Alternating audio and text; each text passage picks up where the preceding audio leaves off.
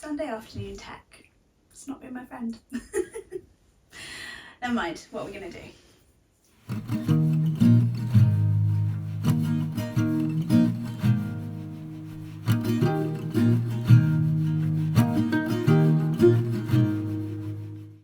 Hi and welcome to episode 14 of Merry Little Makes.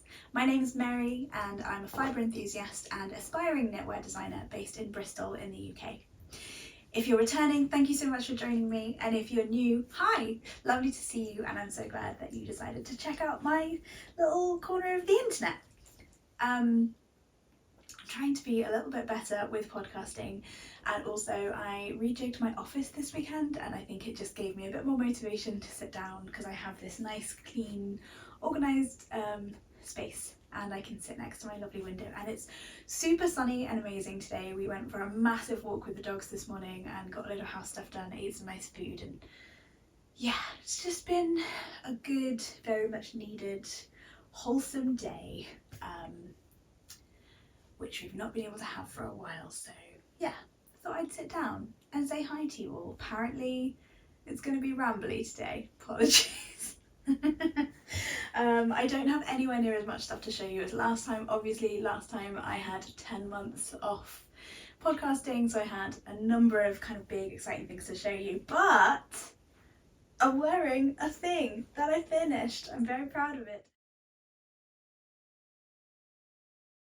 So yeah, those of you who watched the last episode will know that I was working on a self-drafted pattern in the most obnoxiously bright orange yarn, which I will say looks even more obnoxiously bright on camera, but it does read a little bit more red on camera. It's definitely definitively orange in real life. So it's being very affectionately called my traffic cone jumper because it is that kind of shade of orange. I'll stand up a little bit, although it's kind of hard where I am so that you can see. There you go. So it's got a little split hem. The back is very slightly longer than the front. I did nice big sleeves with not like a balloon, so there is like a full taper. So I decreased, I did about this much with no decreases, then decreasing every 10, then decreasing every 5, and then a couple of rapid rows of decrease right at the end, and then some ribbing. Very straightforward ribbed collar with a little raglan. Did proper short row shaping so it like sits really nicely on my neck where I want it to, doesn't choke me, but also doesn't give me this weird little hump of fabric in the back because I kind of placed it in the right way. So yeah, I'm really happy with it, and like I've got the right amount of stretch in the sleeve so that I can pull it up and it will stay there, which is, you know, very good and very useful. I'm a person who is forever pulling their sleeves up and down depending on what I'm doing, and they do need to stay there, otherwise it drives me a bit wild. But yeah, I'm really happy with it. It knit up surprisingly quickly, I think because it's mostly stockinette in the round, and I made it in woolly knit, 100% British wool, in the colourway Lava Neon Orange. Lava Neon Orange. I think I will put it on the screen here so you'll be able to see exactly what the colourway is. I really love woolly knit. If you haven't been on this channel before, you'll know that I'm a big woolly knit fan. I think Holst, Super Soft and woolly knit are two of the best kind of value 100% non-superwash wools that you can get. I love having fingering weight yarns because you can double them up and use them in DK weight patterns, one of which I'll talk about shortly. Yeah, I just really rate woolly knit a lot. So if you're in the UK especially and wanting to find 100% wool, their merino and 100% British wool yarns are really great, very affordable, and I think make beautiful garments that are quite lovely and hard wearing. I've worn this a bunch already. It is pilling very slightly, like really very, like not much at all though, given the amount I've worn it already. I will say when I soaked it and blocked it, the amount of dye that came out of this yarn was a little bit terrifying, and I was like, oh god, is there going to be any colour left in it when it's done? But as you can see, it's still pretty bright. So yeah, that's just something to bear in mind. With yarns that are this bright anyway and this saturated, it's always worth giving them doing a actually blocking your swatch, which you should do anyway. I hate to be that person. Hate to be that person, but yeah, you should block your swatches, and it's useful to do that as well because it gives you an idea of how much the colour might run. Yeah, so it was good to know that. I think for anything that is this saturated, I probably wouldn't try and block it with other colours anyway, but it's worth, like, if you were thinking about putting it into colour work, for example, you might want to pre-wash your yarn, which is a little bit of a hassle, but honestly, you know, it's worth it. And yeah, I highly recommend this yarn. I really like it. It's a self-drafted pattern. I didn't follow anyone's designs or, you know, anybody else's pattern as far as numbers. I used the same cast on number as in my popsicle, my funfetti jumper, which I was wearing. I think I was wearing it in my previous video. So I used the same stitch count to cast on, and then I just kind of measured and tried on as I went. I will say there is a tiny bit too much fabric under the arms, but I did that sort of intentionally because I wanted to be able to, like, wear something over the top of it and not pull the whole body up with it. So there's a bit of extra give here so that it can do this and it doesn't affect the bottom hem. It doesn't pull that up at all. So I'm not that mad about it. And it also just being slightly further away from your armpit means that it's not going to get felted quite so quickly. It will get felted eventually, which is fine, and that's what happens to all jumpers in the end, but I'm pretty confident that this is going to be quite a, like, decently long lasting piece, which I'm really happy about. So that's what I'm wearing. I am also wearing some knit socks, which I will pop a picture in here so that I don't stick my foot up at the camera again. But these are another pair of socks by my friend Dimmy. I think I may have worn some of hers in a previous video as well. They were a test knit that I did for her of her, I think they're called Rising Phoenix. Again, I'll put it on the screen for you. Rising Phoenix socks, and I striped mine with some scrap yarn that she actually gave me, so it was like a really extra special project because I was doing a test knit for her and also using some yarn that she had gifted me, which was really nice. I like them a lot. I wear them a lot. They are a little bit tight to get over your foot because the stitch pattern, the texture on the leg isn't super duper stretchy, but once they're on, they're really nice. Yeah, I like them a lot. That's probably all to say about what I'm wearing. Okay, I've only got 2 finished objects, and they are knitting and they're not knitting. So some of you may know already that I have been following Autumn Goodman, who is the founder of Size Inclusive Collective, for a long time.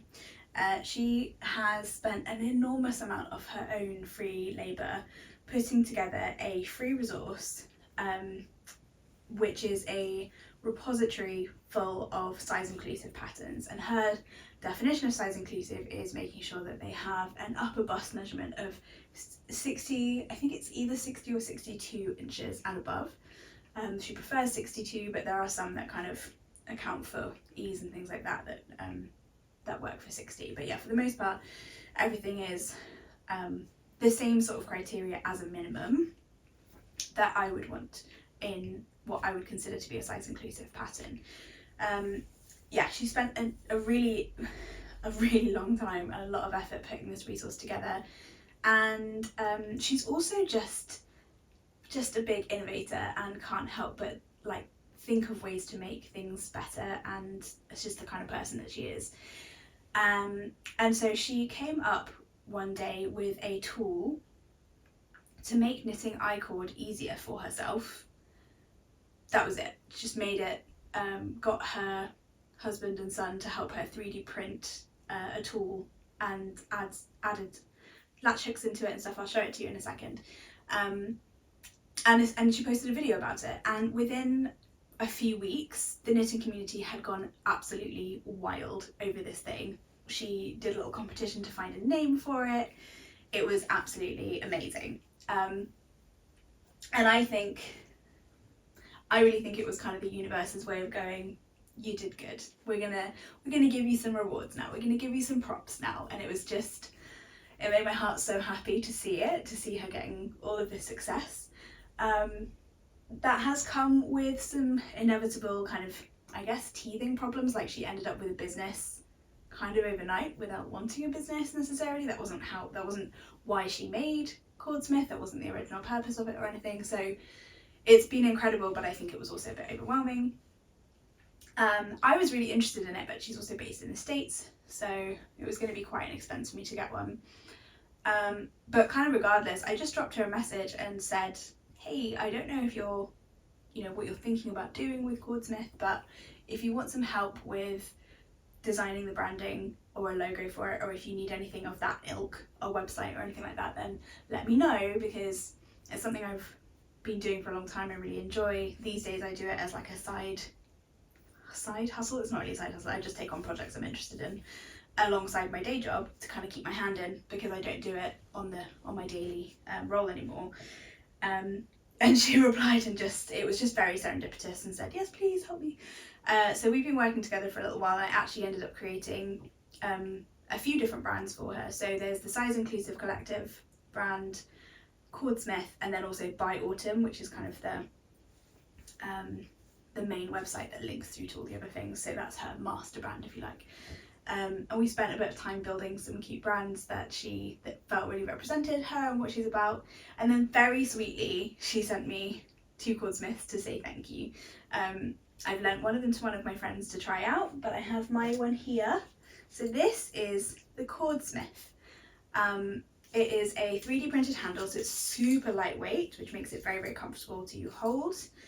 My one has a little star, these are just like one of the kind of in-house designs she does for gifts, but you can order these from her directly, especially if you're in the States, but she's now got a bunch of people in different countries wholesale supplying them. So I know of at least 2 or 3 here in the UK.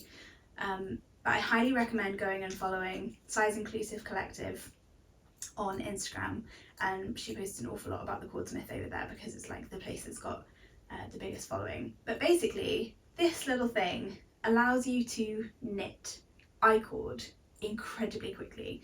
So if you've ever knitted I-cord, you either have a circular needle or a DPN, so you might have something like this, and you will cast on 3 or 5 or however many stitches. Most of the time it's 3 in an awful lot of patterns, and then you'll knit 3, and then you'll slide all of your stitches to the opposite end of your needle and knit 3 again, slide, knit 3 again. And so it's quite time consuming, even if you're a relatively quick knitter. It's quite time consuming to knit I-cord, but it's a lovely, lovely thing. It creates this really beautiful knitted kind of cord with a stitch that is very tubular in appearance, and it's a lovely way of finishing shawls and garments, and just having I-cord is a really fun kind of textile in and of itself. So I've been messing around with mine, of course, and I have made 2 little coasters, and they're so cute. So this was the first one that I did. So basically, you'll be able to, this is the cord itself, and then I made a kind of woven coaster. I just used a piece of cardboard, cut some slits in each end, and then you wrap your weft or your warp, one of the two, I can never remember which way around they go, but you wrap vertically or horizontally first, and then you go back and forth in the opposite direction, alternating, going over and under each strand on each row, and then you just kind of manipulate it a bit. This one was an absolute fluke, but I somehow managed to knit the exact right amount of I-cord. It was quite weird. So this is the last of my Merino DK from Stranded, Jude from Stranded Dyeworks, who has currently, his business is currently in hiatus, possibly indefinitely. So I'm very, very happy to still have some of his yarns because they are delightful. But this was Flower Crown, so it's this kind of pale grey, and it's got these really beautiful pops of colour. It's quite hard to see, even in real life. It's like, yeah, but it's really lovely. So that's a little coaster that I made, and then I decided to, so this is DK, and then this one is made in fingering weight. I didn't make quite enough on this one. Now I have actually made a measurement, so I know how much I need to make. I've kind of jigged a little loom which is just a cardboard box. I stuck drawing pins in it so that now I know exactly how many meters or inches I need to knit. But this one was another experiment, and this is the last of my popsicle yarn, which I made my funfetti jumper out of. So this one is a little bit more flimsy, but that's in part because I didn't have quite enough. So you'll see it's thinner this way than this way. So this is this side was the one that I made all of the strings for, and then I just didn't have quite enough to go back in the opposite direction, so it's thinner on one side than the other, and I had to manipulate it quite a lot to even out the stitches, because at the end I had kind of a gap on one side. But I still really love it. This one's quite a lot more flimsy, probably slightly hard to tell, but like essentially this is double knit and this is fingering weight, so this is double the thickness of yarn of this one. But you could definitely achieve this with 2 fingering weights held together, 2 4-plies held together, depending on how you refer to these things, sock yarn weight. But yeah, I really love them. I think they're very, very cute. These are just experiments. They just hang around my house as coasters. They wouldn't be very good as pot holders because obviously you can just stick a finger through them, so I wouldn't recommend them for pot holders. But the I-cord can be used in all sorts of different ways. This was just me doing some experiments. I do also have somewhere a flower, but I can't find it, so I made like a little French knot flower in this colour. But yeah, I plan to make some more of these because I really like them, and at some point I might actually try putting some of them onto my loom down here, and just doing one direction being the I-cord, which I think could be really nice. So yeah, Cordsmith, big fan, highly recommend. Obviously, as is always the way with these kind of things, it's not like she's the first person to create a multiple latch hook tool, but I think because of the fact that she's a knitter and therefore has thought about it in the context of knitting I-cord specifically for knitting projects, you can't ever change the gauge. The latch hooks are set in terms of how far apart from one another they are, so you're always going to have the same gauge of I-cord, so that's something to bear in mind. But you can use it all the way from lace weight up to, theoretically, I think bulky, chunky, I don't know, anything above kind of DK, and I get really confused as to what the weight classification is. So she's done it all the way up to very thick yarns and tested it, and it works fine.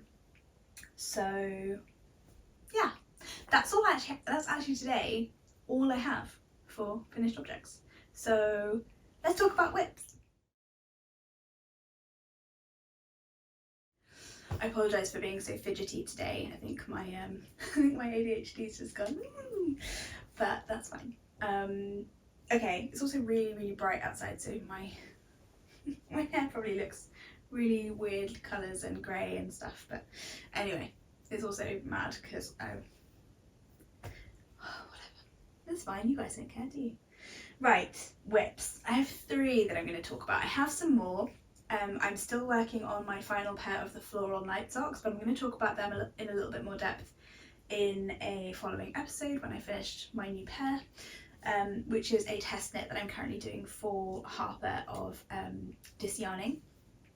They are one of my favourite designers. So first update is my bust socks. So this is my little knitting bag that goes in my work rucksack and comes with me everywhere I go. So if I'm in a doctor's office or anything like that, I always have this bag with me at the moment, and I've been working on a sock. So I've been playing with anatomical toes, so this would be the left sock because that would be where your big toe goes. And then I've done a Flegel construction toe up on these, so that means that I cast on at the tip, increased until I got to the width that I want for the foot, knit straight for a while, and then started increasing So this is the instep, the top of the foot, and then this is the sole. And then just on the sole, I started increasing. So you'll see that there is a line here where I've increased, and the same on the other side where I've increased. And that gives me this extra pouch. That's where my heel will sit. And then once I have increased to the number of stitches I want, I then work just here. It's really hard to see because it's all one colour, of course. But then I have this triangle that I've created, and then I work back and forth, resolving that triangle and decreasing on each side of it. So that's what creates the space for the heel of the foot to go.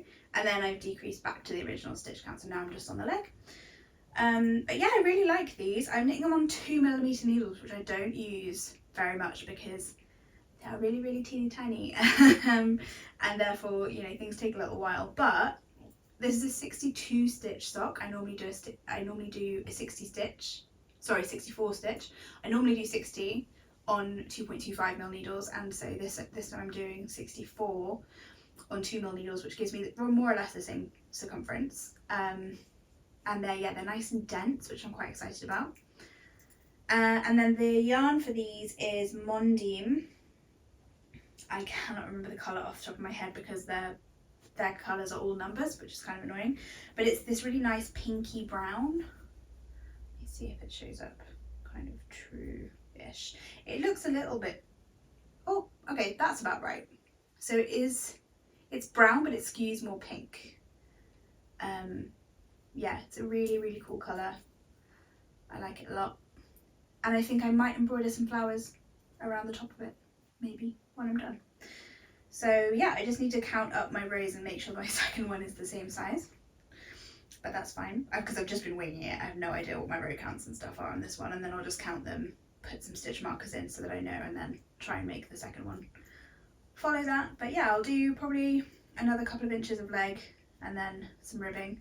I'll probably do quite a lot of ribbing on this one, I think, and I'm actually contemplating casting on the ribbing and knitting it and then grafting it on, because I much prefer both the fit and look, like particularly the stretchiness. I think just looks a lot nicer when you do cuff down. So I prefer knitting toe up so I can make sure I'm using up all my yarn and all that kind of stuff, and so I can try my sock on as I go.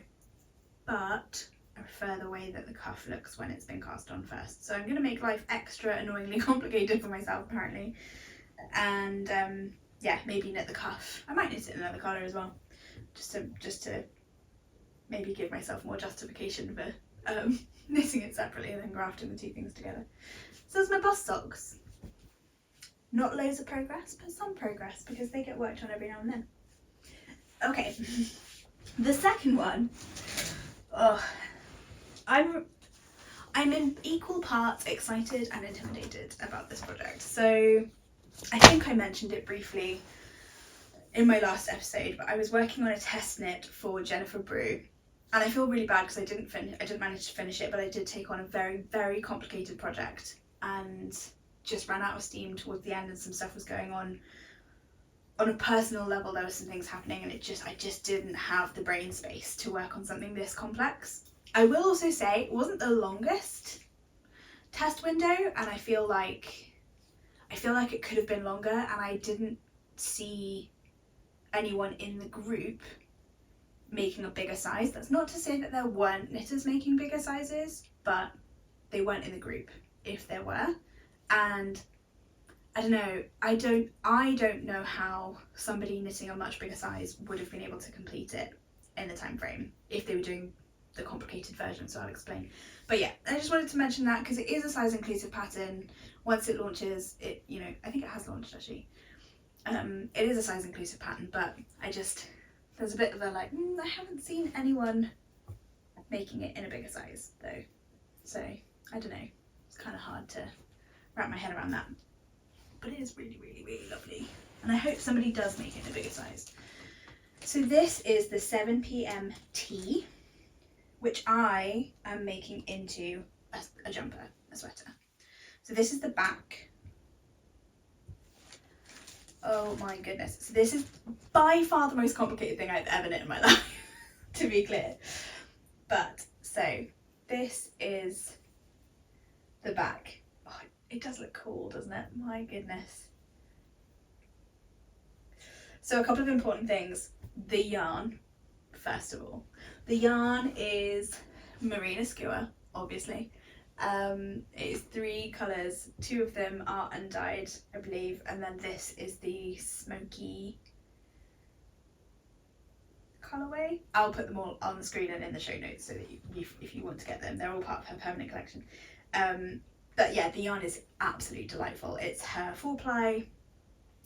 The pattern is actually written for, I believe, sport weight.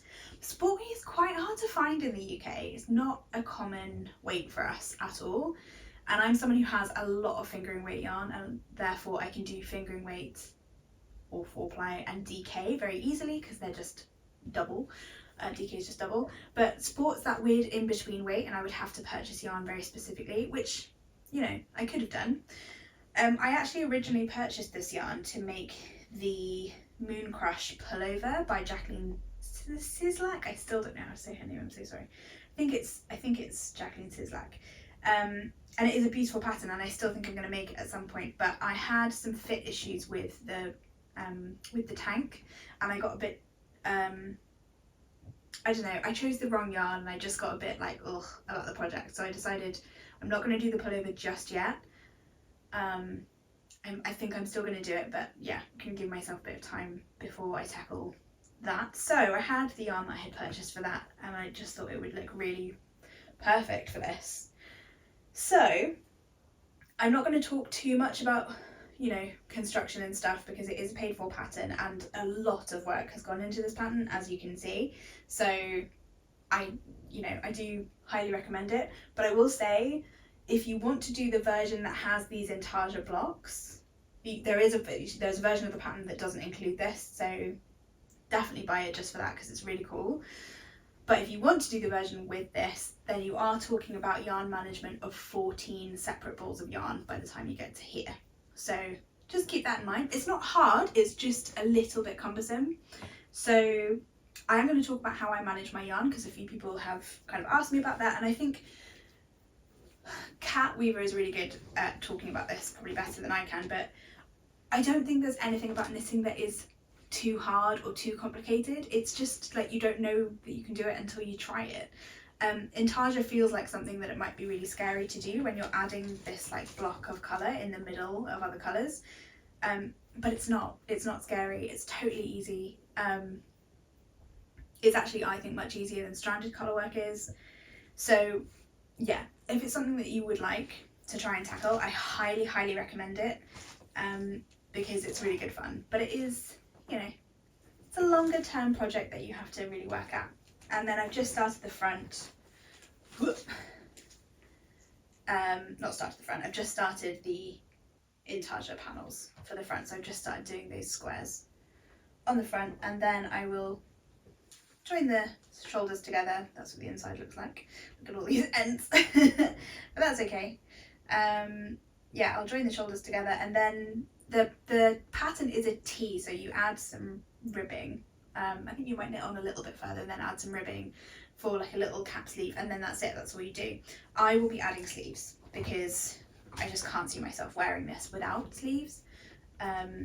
So I asked Jacqueline if that would be okay for me to test it and to add sleeves to it, and she said yeah, absolutely. So I'm very excited for it to be finished. I think it's going to look absolutely amazing, and I love this colour work. I think it's so cool, very graphic, and yeah, I'm really excited about it, but it's just a lot of concentration, which, you know, sometimes we go through phases of not having so much of that. So I wanted to explain how I manage my yarn. I have a tray full of freezer bags full of yarn. So each of these freezer bags has a section. So that's a colourwork section, and then that's just a little tiny ball of the blue. So once I start working on this again, effectively the way that I do it is I place the tray out in front of me. I have each of the strands of yarn coming out towards me in order, which takes me a hot second to do when I'm first starting, but then it's fine. And then as I knit each section, I just take the relevant freezer bag of yarn and I move it either around the back to here or underneath or to here, depending on whether I'm on the right side or the wrong side, because I'm working flat at the moment. So yeah, that's how I manage my yarn, and it's actually very straightforward. It's just a lot of bags, so it looks a lot crazier than it is, but you just have to find a system that works for you. I mean, some people just have loads of little bobbins of yarn floating around, which is also fine if that's what you want to do. I have these barber cords on it just so that I could try it on.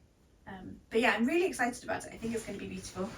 I just haven't touched it in a little while, and I do definitely want to finish it at some point soon, because it's going to be really nice. So that's the 7 p.m. tee, which I will be making the 7 p.m. jumper or sweater. Okay, I'm not going to update you on my spinning because not much is new there, although I can pick it up and show you. So this is my current spin. Oh yeah, that's pretty true colour representation. It's a really interesting colour because the braid looks like this. It's really pretty. It's from Wool & Witch, Steph of Wool & Witch, who's also Bristol based. Actually, I think she's Weston-super-Mare based now. Incredible indie fibre and yarn business owner here in the UK. And this is my little e-spinner, which I enjoy a lot, and I'm going to be making a muscle bar hat out of that once it's finished for a good friend of mine. She already knows, so it's fine. But yeah, I'm doing that kind of when I feel like I really need something mindless to do. I'm just plugging that in and doing a bit of spinning, which is really nice. Okay, final whip to talk about. I think it's going to be a shorter episode today. So last time I talked about the Chained Oblivion, which is a pattern by Kelsey, who is the Knitting Maccabi. Let me find the picture here. So this is the Chained Oblivion, and I'm very excited about it. I have been sort of privy to some of the design stuff before it came out, and our whole friendship group was just like, oh my gosh, can't wait for this. Very excited. And so we have I think so Kat Weaver was a test knitter for it, and then my friend Monica and Sarah of Sarah Green Knits have all said, oh my goodness, yeah, we absolutely have to make this.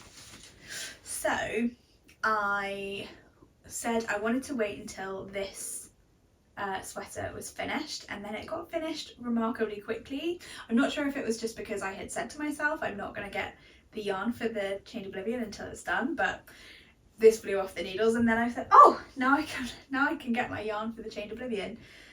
And I ummed and ahed a lot about what colour I wanted it to be in. I initially thought, oh, I'll do it in a nice neutral, and then I was like, no, I've got my unspun kind of cardigan jacket thing, which from like an outer layer perspective goes with everything, goes on top of everything, absolutely fine. But I wanted this to be something really bold, but also definitely a solid colour. I knew I didn't want to go with a variegated, maybe tonal, but even then, because it's got these beautiful cables, I did think about black, but I wanted the cables to show really well. But I also have two black dogs, which means that, you know, trying to make a cable design like that in like a cream, which would look amazing, is probably a bit foolish in this house. So I went bold. I was like, right, I'm gonna go for a really bold colour, and I did. So let me show you the body. So I've knit the body, and it's now on hold while I'm doing the sleeves. So this, let me hold these together. I actually kind of love it with this orange as well. It's also slightly covered in orange fluff from this jumper. This is my Chained Oblivion. Can we just talk about those cables for a sec? Oh, so cool. Kelsey's so clever, honestly. I've never done complex cables like that before, so you have to have 2 cable needles. I'm usually a cable knitter who doesn't use cable needles. I just switch my stitches around on the needles at the time, because I don't often knit with superwash, so my yarn is quite grippy, and it's fine to just like slip a stitch off the needle and then, but yeah, I'm obsessed. Look at it, look how pretty it is. Oh my goodness. So that is the body. Obviously it hasn't got a button band yet. It's going to be a big boxy crop. I'm making mine quite cropped as well, and it's got this seed stitch, which is kind of killing me. Okay, you can probably see through it a little bit to the orange behind. That's just my jumper behind it. So yeah, this is fingering weight held double to make it DK, and it is more 100% British wool from Woolly Knit. I told you, big fan. And it's in the colour Corvette blue, and it's just stunning, absolutely stunning. And then again, I'm not going to talk too much to the construction. It is a paid for pattern, and you absolutely should go pay for it, because it's so much effort has gone into it already. It's amazing. I am doing the sleeves 2 at a time. I don't do 2 at a time much these days. I used to knit all my socks 2 at a time, but I decided to make sure that they are definitely the same. I'm knitting my sleeves 2 at a time, and look how cute that is. And you can try it on as well, which is quite fun. So you can, you know, oh, can we just envision that for a moment? Oh my goodness, so cool. So yeah, one side is just straight, not straight stockinette, seed stitch, and the other side has got the cable pattern and the cable panel. So I do have a few modifications planned. I'm going to do them, and then I will talk about them in another future episode. But yeah, one of the major ones is I'm probably going to change a little bit about the way that the decreases work in the front, but we'll see if I have the brain space to actually do that when it comes to it. But yeah, it's a cardigan, so it's worked flat apart from the sleeves. So it you know, seed stitch is effectively 1 by 1 ribbing forever, but you just offset every other row. So the first row you're doing knit, purl, and then from that point onwards, you are, every time you come to a knit stitch, you're purling it, and every time you come to a purl stitch, you're knitting it. So it creates that little bubble texture, which is delightful. It looks really, really cool. It looks incredibly finished and professional. It's really nice, but it's obviously nowhere near as fast as knitting stockinette and just knitting in the round like this, which just flies by. So it does take a hot second, but that's okay. I'm really fidgety today. Sorry, I'm really noticing how like fidgety I am in front of the camera. Yeah, so that is more Woolly Knit, 100% British wool in Corvette blue.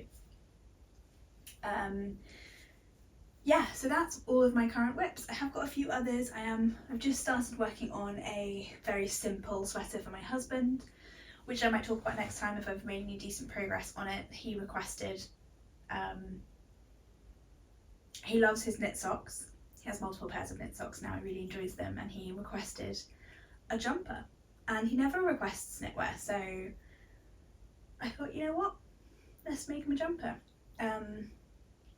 Sadly, I can't really trust him with 100% wool garments. He's incredibly hard on his clothes. So he is getting a acrylic jumper, which isn't my favourite, but I had a chat with him about, you know, I'm not going to take care of it for you, so what would you prefer? And I'm, you know, a big believer in giving somebody something that they're actually going to wear and use, and yeah, so he's getting a jumper, which I'm very excited about, and it's recycled acrylic, so that's as acrylic as I'll go, I guess. Yeah, so I'll maybe talk about that more in another episode. I'm not going to do a big chatter segment today, but I just wanted to say to everybody, if you got this far, thank you for being here. Thank you for everybody in, you know, my corner of the knitting community on the internet, because it really is delightful and wholesome and very supportive, and I know that that's been very intentional, but I'm really appreciative of how much we've all got each other's backs and how much we care about things and how much we all understand that caring about one topic kind of automatically means we understand how interconnected it is with lots of other things. The world is a truly terrifying place right now. You know, the genocide against the Palestinian people being played out on our mobile phones while our governments actively either choose to do nothing or are just actively helping to wipe out an entire people seems like something out of a film, and it doesn't feel like it's real. And a lot of the time I think I keep waiting for the punchline, or I keep waiting to find out that it was just all a terrible dream or mistake. And that's you know, it's a scary thing. But I had this moment the other day of realizing that this type of atrocity has always happened, but what hasn't been the case before is that it's being played out in front of the whole of humanity in the way that it is now. Like the level of violence and the level of help and assistance from Western governments in particular it's something that we have never been like as observant. Like the internet wasn't a thing. People being able to film this kind of stuff on their phone and put it on social media wasn't a thing. Us all knowing in real time what was happening. And even though we don't know exactly, right, we don't have all of the information, but I am very hopeful that there is only so long the people in power currently are going to be able to pretend or say or state that they are acting in the best interests of the people that they represent, while all of the people that they represent are so actively telling them that they're wrong. At some point that has to tip in the opposite direction. So for all of you, whatever you are doing, however you are showing up for this, whether that's just sharing stuff online because you can't do much else right now within your means, whether that's striking from your job if you're able to do that, or boycotting certain things if you're able to do that, like we all have a part that we can play. And I think that the trick is to understand where your own boundaries are without putting your own life at risk. But like standing up against this stuff should feel uncomfortable. It should feel difficult. It should feel risky. And if you're wondering to yourself, oh, but if I say something about that, what if a family member gets annoyed at me? Or what if I might lose my job, which is unfortunately the case for a lot of us here in the UK. It's not as easy as just going out publicly and saying our government are terrible. An awful lot of people are at risk of losing their jobs if they say things like that, which makes it really difficult, because it's all well and good saying, well, you should be willing to do that. It's not feasible for everyone. We have responsibilities and families and rents to pay and all of those things. But find where that line is for you to just push a little bit, because if everybody just pushed 1% out of their comfort zone to try and help make things better, it would make such a huge difference. And that's true for all things, whatever the causes are to you that are important. Standing up for them should feel uncomfortable, and it will never feel more uncomfortable than the people that you're trying to fight for. And I think that's important to remember. So thank you for all of the amazing discussion that's been happening. If you aren't already aware of me and my space in my corner of the internet, I'm a fairly outspoken goblin about a number of things. But one of the big ones is all people are multifaceted. We are all interested and passionate about multiple different things. In my case, I've got ADHD. I'm passionate about a lot of things. I don't have enough hours in the day. But I also don't believe shame is helpful or conducive to anything good. I don't believe it's fair to get upset with people for not knowing something, but I think once that people do know, there is a responsibility to act accordingly. So yeah, if you're not already following me on Instagram, there's a lot more of that kind of chat, as well as updates on what I'm making and what I'm doing, and probably some random existential crises and meltdowns here and there, because ADHD, hello. But yeah, mostly just please keep going. I know it can feel helpless, but the way to not feel helpless is to join together with other people. But we can all do something, but when we come together we can do a lot more. So thank you for watching, if you got this far especially. I will see you next time, and as always, move slow and make things.